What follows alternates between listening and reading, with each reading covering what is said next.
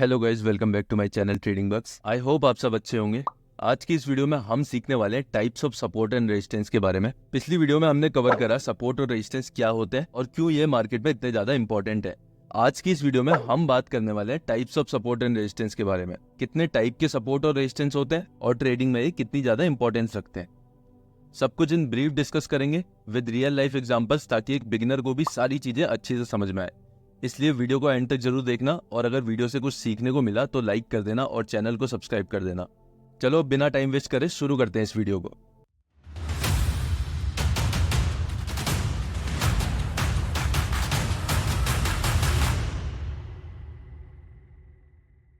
देखो, ट्रेडिंग में चार टाइप के सपोर्ट और रेजिस्टेंस होते हैं। पहला होता है हॉरिजॉन्टल सपोर्ट एंड रेजिस्टेंस, दूसरा होता है trend line support and resistance, तीसरा होता है साइकोलॉजिकल सपोर्ट और रेजिस्टेंस और चौथा होता है डायनेमिक सपोर्ट और रेजिस्टेंस। तो अब इन ब्रीफ डिस्कस करेंगे इन सारों को और एग्जांपल्स के साथ समझेंगे कि कौन से सपोर्ट और रेजिस्टेंस को किस तरीके से यूज करा जाता है। सबसे पहले समझेंगे हम हॉरिजॉन्टल सपोर्ट और रेजिस्टेंस क्या होता है। एक ऐसा हॉरिजॉन्टल जोन जहां पे बायर्स बैठे हैं और प्राइस को नीचे गिरने से रोक रहे हैं, उसको हम कहते हैं हॉरिजॉन्टल सपोर्ट जोन। ये हमारे लिए हो गया हॉरिजॉन्टल सपोर्ट जोन। और एक ऐसा जोन जहां पर सेलर्स बैठे हैं और प्राइस को ऊपर जाने से रोक रहे हैं, जिसकी वजह से प्राइस बार बार यहां से फॉल कर जा रहा है, उसको हम कहते हैं हॉरिजॉन्टल रेजिस्टेंस।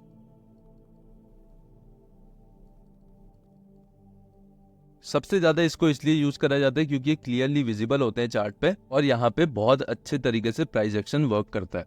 हॉरिजॉन्टल सपोर्ट और रेजिस्टेंस को अब हम एक एग्जांपल से समझते हैं। हम एक रिलायंस इंडस्ट्रीज का चार्ट लगाएंगे। रिलायंस का ये वीकली टाइम फ्रेम का चार्ट है। अगर चार्ट को हम ध्यान से देखते हैं तो चार्ट का जो ये लेवल है, यहाँ पे प्राइस जितनी बार भी आता है यहाँ से बार बार प्राइस फॉल कर जाता है। पहली बार आया, यहाँ से फिर से फॉल कर गया, दूसरी बार प्राइस यहाँ पे आया, दूसरी बार फिर फॉल कर गया, तीसरी बार आया फिर फॉल कर गया, चौथी बार प्राइस आया अगेन फॉल, और पांचवी बार प्राइस आया फिर उसके बाद यहाँ से एक और फॉल आया। ये हमें क्या बताता है? ये हमें बताता है कि इस वाले जोन पे, ये जो रेड कलर का जोन है, इस जोन पे सेलर्स बैठे हैं और प्राइस को ऊपर जाने से रोक रहे हैं।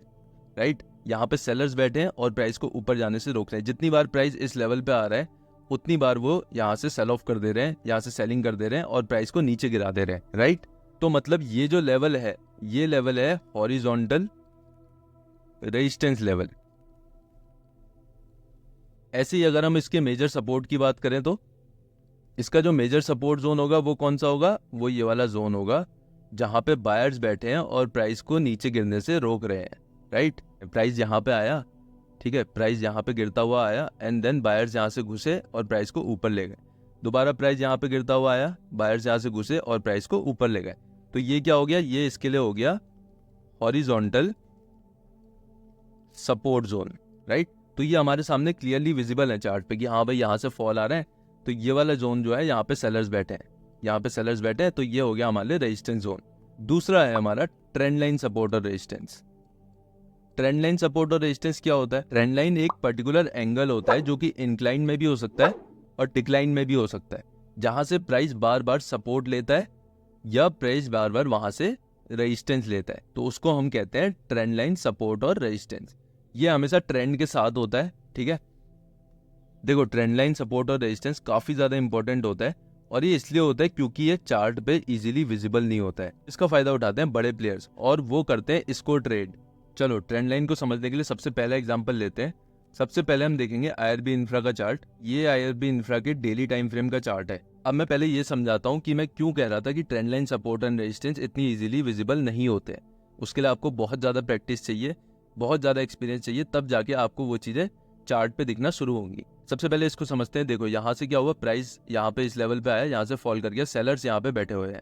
राइट, इसके बाद अगर दोबारा प्राइस इस लेवल पे आया, यहाँ से फिर से सेलर्स आए और प्राइस को नीचे गिरा दिया, दोबारा इस लेवल पे आया, सेलर्स आए, गिरा दिया। अब क्या हुआ? अब प्राइस बार बार अगर यहाँ से फॉल कर रहा है तो ये बन गया प्राइस के लिए एक मेजर रेजिस्टेंस जोन। अब यहाँ पे बड़े प्लेयर्स ने क्या करा? बड़े प्लेयर्स ने प्राइस को थोड़ा ऊपर ले गए एंड देन प्राइस को ड्रॉप करवा दिया। मतलब यहाँ पे जितने लोग घुसे थे, जितने भी ट्रेडर्स घुसे थे, उन सबके स्टॉप लॉस हिट करे और प्राइस को नीचे गिरवा दिया, उनका सबका लॉस करवा गए।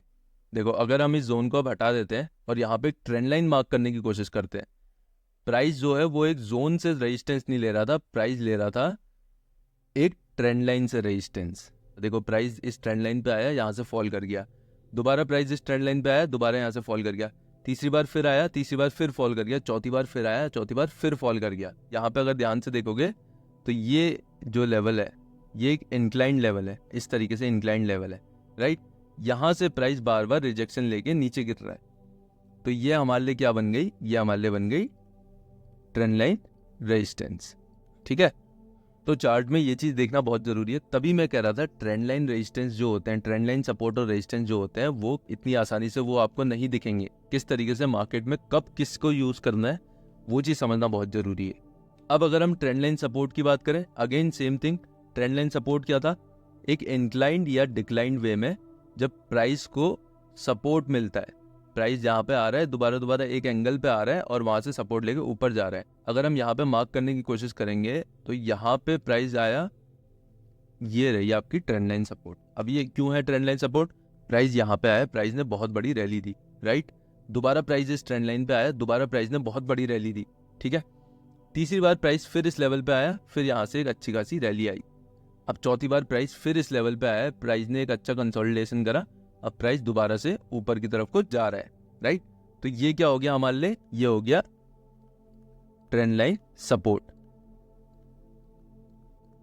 ये जो लेवल है, ये जो इंक्लाइंड एंगल है, इसमें बैठे कौन है, इसमें बैठे हैं बायर्स जो कि प्राइस को बार बार उससे खरीद रहे हैं, उसको खरीद के प्राइस को ऊपर ले आ रहे हैं, राइट। वैसे ही ऊपर की तरफ कौन बैठा है, ऊपर की तरफ बैठे हैं सेलर्स जो कि उसे बेच रहे हैं और उसको बार बार नीचे की तरफ को ले आ रहे हैं।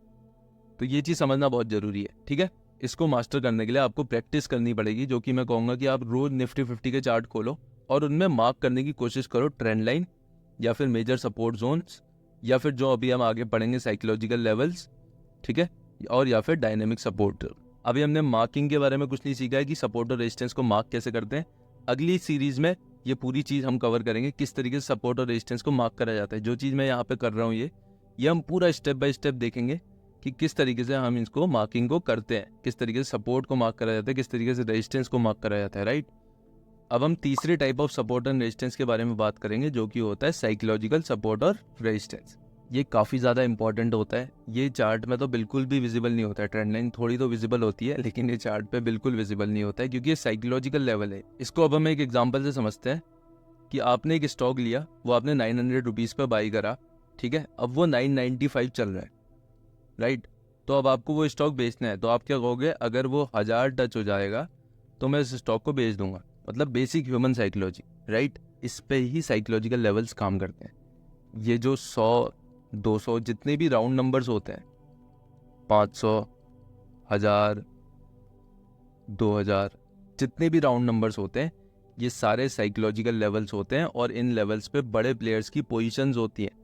जैसे अगर ये 200 का लेवल है, ये 150 का लेवल है, तो 200 के लेवल से सेलर्स आ सकते हैं क्योंकि 200 का एक साइकोलॉजिकल लेवल है मार्केट में, और यहाँ पे काफ़ी ज़्यादा सेलर्स होंगे जो अपनी पोजीशंस बुक करना चाहेंगे, काफ़ी ज़्यादा सेलर्स, बिकॉज सारे ह्यूमन की साइकोलॉजी सेम है, सब लोगों की साइकोलॉजी सेम है। तो ये चीज़ समझना बहुत ज़रूरी है कि साइकोलॉजिकल लेवल्स जो होते हैं वो राउंड नंबर्स होते हैं जहाँ पे बड़े प्लेयर्स की पोजीशंस होती हैं, ठीक है। वो अपनी पोजीशंस बुक करते हैं या फिर वो अपनी पोजीशंस ऐड करते हैं, राइट, जिसकी वजह से प्राइस ऊपर नीचे जाता है। अब देखो इसको हम चार्ट पे समझते हैं। ये ट्रेंड लाइन जब बनी भी नहीं थी, यानी कि ये ट्रेंड लाइन जब आई भी नहीं थी, उस टाइम पे बायर्स यहाँ तक प्राइस को लेके आए और सेलर्स ने यहाँ से प्राइस को नीचे गिरा दिया। ऐसा क्यों हुआ और क्यों इस लेवल से सेलर्स इतने ज़्यादा एग्रेसिव हो गए? ना यहाँ पे कोई हॉरिजॉन्टल रेजिस्टेंस जोन था, ना यहाँ पे कोई ट्रेंड लाइन रेजिस्टेंस था, तो यहाँ से क्यों प्राइस को गिराया गया? देखो अगर ध्यान से इस प्राइस को देखोगे तो ये लेवल जो है, ये जो लाइन जा रही है, ये लेवल जो है, ये 3200 का एक साइकोलॉजिकल रेजिस्टेंस लेवल है जहां से सेलर्स ने प्राइस को गिराया है, राइट। ये सिर्फ हमें एज्यूम करके चलना पड़ता है कि हाँ भाई 3200, 3500, 4000, 4500 ये सारे लेवल जो हैं ये सपोर्ट रेजिस्टेंस का काम करेंगे। क्यों? क्योंकि हर लेवल पे, हर जितने बड़े साइकोलॉजिकल लेवल है वहां पे किसी ना किसी बड़े प्लेयर की पोजीशंस होंगी जो ये मान के बैठा होगा कि मैं यहाँ पे सेल करूंगा या फिर यहाँ पे मैं बाई करूंगा। अब यहाँ पे क्या हुआ, इतनी तेज मार्केट नीचे गिरता हुआ आया, राइट, गिरता हुआ आया, एक जगह पे मार्केट रुक गया इस लेवल पे। अब यहाँ से बायर्स घुसना शुरू हो गए और प्राइस को दोबारा ऊपर ले गए। ऐसा क्यों हुआ? इस लेवल पे बायर्स क्यों घुसे? बायर्स इसलिए घुसे क्योंकि ये वाला लेवल जो है ये लेवल जो है वो एक 1200 का साइकोलॉजिकल सपोर्ट लेवल है, ठीक है। बड़े बायर्स जो थे वो ये मान के बैठे थे जैसे ही प्राइस 1200 पे आएगा मैं उसे खरीदना शुरू कर दूंगा, और ऊपर की तरफ को मार्केट को ले गए, राइट। तो ये चीज़ समझना बहुत जरूरी है। यहाँ पे सेलर्स बैठे हुए थे जो कि ये लेके बैठे थे कि अगर प्राइस जैसे 3200 पे आएगा मैं उसे सेल करना शुरू कर दूंगा। तो ये चीज़ साइकोलॉजिकल लेवल्स इस तरीके से काम करते हैं मार्केट में। और एग्जांपल देखते हैं, देखो प्राइस इस लेवल पे आया, ठीक है, यहाँ से प्राइस गिर गया। क्यों गिरा प्राइस यहाँ से? क्योंकि ये 4000 का साइकोलॉजिकल रेजिस्टेंस लेवल था, राइट। 4000 के लेवल से प्राइस नीचे की तरफ को फॉल आ गया, यहाँ से फिर से सेलर्स घुस गए। ये चीज़ हमेशा ध्यान रखना, प्राइस जब भी कहीं पे चल रहा है, अगर 4916 पे चल रहा है तो आगे इसके लिए 5000, आगे इसके लिए 5500, 5600, ये सारे इसके लिए साइकोलॉजिकल रेजिस्टेंस बनेंगे। कहीं से भी जहाँ पे सेलर्स की ज़्यादा पोजीशंस होंगी वहाँ पे सेलर्स उसे सेल ऑफ करके नीचे की तरफ को प्राइस गिरा देंगे। अब प्राइस गिरते हुए कहाँ पे आया? प्राइस दोबारा से एक लेवल पे आया जहाँ पे प्राइस ने इस वाले रेजिस्टेंस को अपने रीटेस्ट करा, और ये था 2800 का साइकोलॉजिकल सपोर्ट लेवल। समझे? इस तरीके से साइकोलॉजिकल लेवल्स काम करते हैं। इसकी मार्किंग अगर आप सीख गए तो सही टाइम पे कहाँ पे प्रॉफिट बुक करना है, जहाँ पे रेजिस्टेंस है भी नहीं, जहाँ पे ना हॉरिजॉन्टल जोन है ना कोई ट्रेंड लाइन है, वहाँ पे भी आपको प्रॉफिट बुकिंग, वहाँ पे भी आपको टारगेट डिसाइड करने में ये साइकोलॉजिकल लेवल्स हेल्प करेगा। तो आई होप आपको साइकोलॉजिकल सपोर्ट एंड रेजिस्टेंस पूरा समझ में आ गया होगा। अब बात करते हैं हम डायनेमिक सपोर्ट एंड रेजिस्टेंस के बारे में। डायनेमिक सपोर्ट एंड रेजिस्टेंस, वो सपोर्ट और रेजिस्टेंस जो प्राइस के साथ चेंज होते रहते हैं।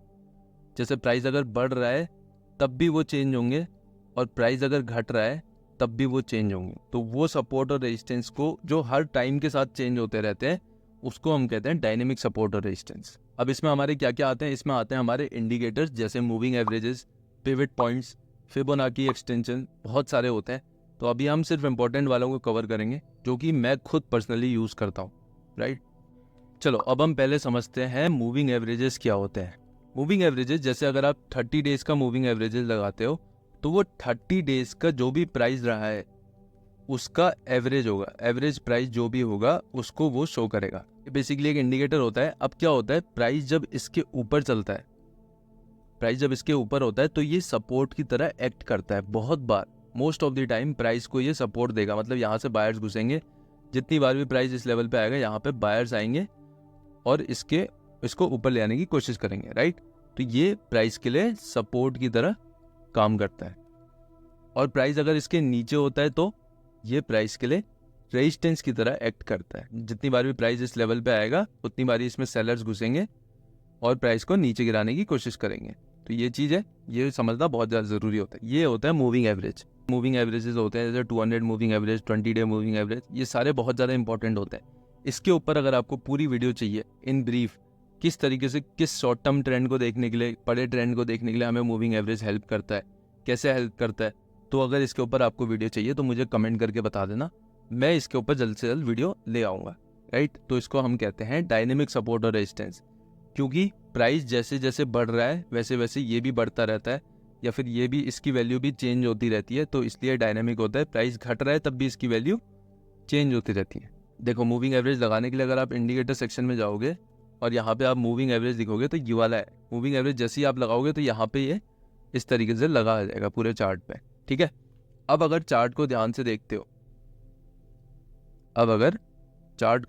देखते हो, तो प्राइस जितनी बार भी अपने मूविंग एवरेज पे आ रहा है वहाँ से बायर्स घुस रहे हैं और प्राइस को ऊपर ले आ रहे हैं, राइट। यहाँ पे बायर्स आए, ठीक है, यहाँ पे दोबारा प्राइस इस लेवल पे आया, यहाँ पे दोबारा आया, यहाँ पे बायर्स आए, तीसरी बार फिर यहाँ पे आया, फिर बायर्स आए, फिर यहाँ पे आया, फिर बायर्स आए। ये क्या कर रहा है, मूविंग एवरेज हमारे लिए क्या कर रहा है, सपोर्ट की तरह काम कर रहा है, राइट। अगर प्राइस मूविंग एवरेज के नीचे चल रहा है तो मूविंग एवरेज एक रेजिस्टेंस की तरह एक्ट करेगा प्राइस के लिए, और जितनी बार भी ये इस रेजिस्टेंस पे आएगा उतनी बार इसमें सेलर्स एक्टिव होंगे और प्राइस को नीचे गिरा देंगे, राइट। वहीं पे यहाँ पे क्या हो रहा है, यहाँ पे मूविंग एवरेज के पास अपने प्राइस आया, दोबारा से सेलर्स आ गए, प्राइस गिरा दिया, राइट। यहाँ पे सेम चीज़ यहाँ पे हुई, मूविंग एवरेज के पास जैसे ही प्राइस आता है सेलर्स आते हैं, प्राइस को गिरा देते हैं। सेम चीज़ यहाँ पे सेलर्स आए, प्राइस को गिरा दिया, बायर्स प्राइस को ऊपर ले गए, जैसे मूविंग एवरेज के पास आया सेलर्स आए, प्राइस को गिरा दिया। अब सेकंड हम समझते हैं पिवट पॉइंट क्या होता है। देखो कई बारी क्या होता है, प्राइस जो होता है वो अपने ऑल टाइम हाई पे चल रहा होता है, तो वहाँ पे कोई मेजर सपोर्ट और रेजिस्टेंस नहीं होते हमारे पास, ना कि कोई हॉरिजॉन्टल या फिर कोई ट्रेंड लाइन, कुछ नहीं होता है वहाँ पे। तो वहाँ पे क्या काम आता है, वहाँ पे काम आता है पिवट पॉइंट। ये बेसिकली एक इंडिकेटर होता है जो इंडिकेटर सेक्शन में जाके आप आराम से लगा सकते हो, ठीक है। तो ये क्या करता है, ये प्राइस को दो चीज़ों में डिवाइड करता है, एक दिखाता है रेजिस्टेंस और एक दिखाता है सपोर्ट। तो यहाँ पे जैसे ही सेलर्स बैठे हुए थे और सेलर्स ने प्राइस को क्या करा, नीचे की तरफ को डंप कर दिया, ठीक है। वैसे ही यहाँ पे देखो S1 पे प्राइस आया, S1 पे प्राइस आते ही सपोर्ट लेते ही प्राइस बायर्स ने क्या करा, प्राइस को ऊपर की तरफ को ले गए, राइट। दोबारा से यहाँ पे सेलर्स R1 के पे प्राइस आया, प्राइस R1 पे आते ही नीचे की तरफ को फॉल कर गया। तो ये जो लेवल्स है, ये काम कर रहे हैं रेजिस्टेंस का। जो R1 है, R स्टैंड्स फॉर रेजिस्टेंस, ठीक है। और ये जो S1 लेवल्स हैं ये काम कर रहे हैं सपोर्ट का, ठीक है। लास्ट और सबसे ज़्यादा इंपॉर्टेंट डायनेमिक सपोर्ट और रेजिस्टेंस होता है फिबोनाची एक्सटेंशन। फिबोनाची एक्सटेंशन हमें क्या बताता है कि अगर प्राइस नीचे की तरफ को थोड़ा आ रहा है तो ये क्या पुल बैक है, पुल बैक ले रहा है, या फिर ये प्रॉपर अब यहाँ से रिवर्स कर जाएगा, ये हमें बताता है फिबोनाची एक्सटेंशन। इसको स्विंग लो से मार्क करा जाता है, जो सबसे लोएस्ट पार्ट है स्विंग का उससे मार्क करा जाता है टॉप तक जो सबसे हाईएस्ट पार्ट है, ठीक है। जैसे अगर हम एक एग्जांपल से देखें तो प्राइस जैसे ऊपर गया, राइट, अब प्राइस यहाँ से पुल बैक ले रहा है, इसको हम पुल बैक कहते हैं, राइट। जो छोटा सा प्राइस वापस मुड़ता है, प्रॉफिट बुकिंग आती है, कुछ भी होता है, वो पुल बैक ले रहा है, राइट। अब फिबोनाची को हमने अगर इसको यहाँ से लगाया, ठीक है, अब प्राइस यहाँ से ऊपर बाउंस बैक करेगा, यहाँ से करेगा, कहाँ से करेगा, ये हमें बताता है फिबोनाची। और 0.5 to 0.6 का जो लेवल होता है वो सबसे मेन लेवल होता है। हाई चांसेस होते हैं कि प्राइस यहाँ से पुल बैक लेगा, यहाँ से वापस प्राइस ऊपर की तरफ को रैली कंटिन्यू करेगा। और अगर इसके नीचे आ जाता है तो इसको हम फिर पुल बैक कंसिडर नहीं करते हैं, इसको हम कहते हैं कि ये पूरा रिवर्सल हो चुका है। मतलब अभी तक अप ट्रेंड था, मतलब अभी तक मार्केट में अप ट्रेंड चल रहा था, लेकिन अब पूरा रिवर्सल आ चुका है और ये जो ट्रेंड है अब ये ट्रेंड ही चेंज हो चुका है और ये अब डाउन ट्रेंड है। यही सेम चीज़ यहाँ पे प्राइस कर रहा है। प्राइस ने एक रैली दी अच्छी खासी, ठीक है। उसके बाद प्राइस थोड़ा फॉल करा, नीचे की तरफ को सेलर्स आ गए, प्राइस फॉल करा, फिर से फिबोनाची के लेवल से ही फॉल करा, राइट। ये लेवल जो था फिबोनाची का, इसने एज रेजिस्टेंस वर्क करा है, ठीक है, रेजिस्टेंस की तरह इसने एक्ट करा है। अब क्या हुआ, अब जैसे 0.5 0.6 के लेवल पे आया प्राइस, वहाँ से इसमें बायर्स एंटर होना शुरू हुआ है और प्राइस को धीरे धीरे ऊपर ले आने की कोशिश कर रहे हैं। जैसे इस रेंज का ब्रेकआउट होगा, प्राइस यहाँ से दोबारा से ऊपर की तरफ को जाएगा, राइट। इसके साथ ही अब हम इस वीडियो को रैप अप करते हैं। तो ये थे types of support and resistance सारे, जो सबसे ज़्यादा इंपॉर्टेंट होते हैं और जो सबसे ज़्यादा यूज़ करे जाते हैं ट्रेडिंग में। अगली वीडियो में हम समझेंगे how to mark support and resistance levels. इन सपोर्ट और रेजिस्टेंस लेवल्स को मार्क कैसे किया जाता है, हॉरिजॉन्टल हो, ट्रेंड लाइन हो, कुछ भी हो। देखो, बट एक चीज़ का ध्यान रखना, अगर आपने पहले की वीडियोस नहीं देखी हैं तो आपको आगे की वीडियोस नहीं समझ में आएंगी, इसलिए पहले की वीडियोस जरूर जाके देख लेना। आपको डिस्क्रिप्शन में पूरी प्लेलिस्ट का लिंक मिल जाएगा। इस वीडियो में बस इतना ही। आई होप आपको इस वीडियो से काफ़ी कुछ सीखने को मिला होगा। अगर वीडियो इन्फॉर्मेटिव लगी तो लाइक कर देना और चैनल को सब्सक्राइब कर देना। और कौन से टॉपिक्स के ऊपर आपको वीडियोस चाहिए मुझे वीडियो के नीचे कमेंट करके जरूर बता देना। मिलते हैं नेक्स्ट वीडियो में, तब तक के लिए अपना ख्याल रखना। Good bye.